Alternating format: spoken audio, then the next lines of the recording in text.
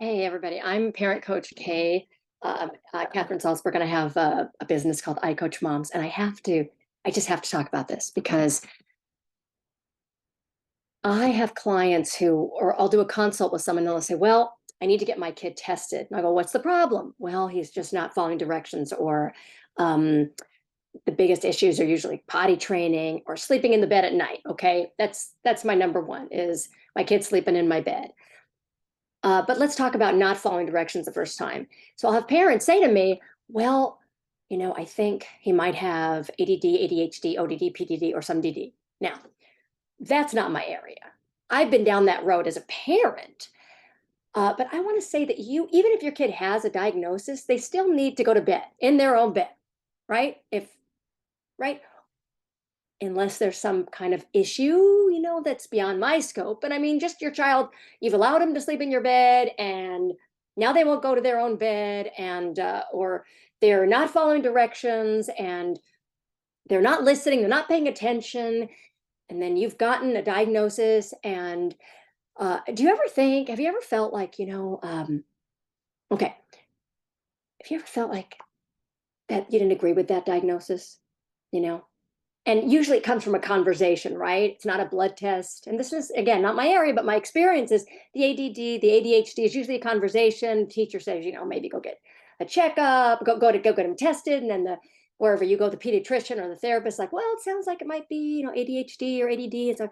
And then if you go to five different types of, therapists, one might recommend play therapy, one might recommend this or this. So it's not like you're going to you're going to get tested for, heaven forbid, like, pneumonia or something, and you take an x-ray, right? This is a conversation. So here's the thing, it's so intense, and as I said, I've been down that road. So regardless of you have the diagnosis, you don't have it, you still need the boundaries. Yeah. So you still need to get your kid to sleep in their bed, you still want them to follow the directions. And what I want to say is that you can have your diagnosis and get your kid to follow your directions the first time. You can have that diagnosis and get your child to use the potty. If they're one of my clients right now, 7 and not fully trained, and um, so having accidents, but I say the child is trained. The child was trained years ago, just been allowed to, you know, it hasn't been, the child has not been expected to use the bathroom because there's nothing wrong. They've done everything, checked out the kid, everything medically, which is what you have to do. I did that. I mean, you got to go down every road, right? So, so if you are not sure, let's say that you get the diagnosis, but you're not, there's a part of you, and mama bears, we know. It's like if you go to the doctor and the doctor goes, nothing's wrong, but you're going, there's something wrong. You're right. Because that's our kid. And you're on the ground floor. I don't know. But what I do know is that whether you have the ODD, the ADD, the PDD, the DDD, you still need to give your kid those boundaries, even more so. Right.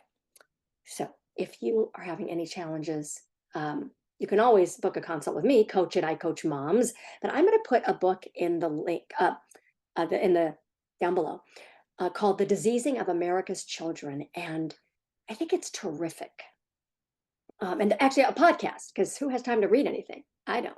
I don't have time to read, but while you're cooking or walking, and it's important. Wisdom comes from all over the place, right? If the wise person listens to everybody, yeah, because there's wisdom everywhere. So, whether something's, because there's a lot of things that like the person's not my cup of tea. It's like, but they have something to say that makes sense. So I'm going to put this out there, and I hope I made some sense to you.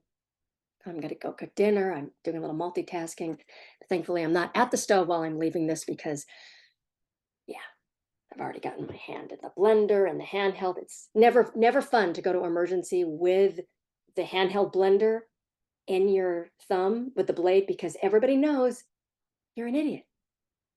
Not that I was being judged, but okay. this helps somebody.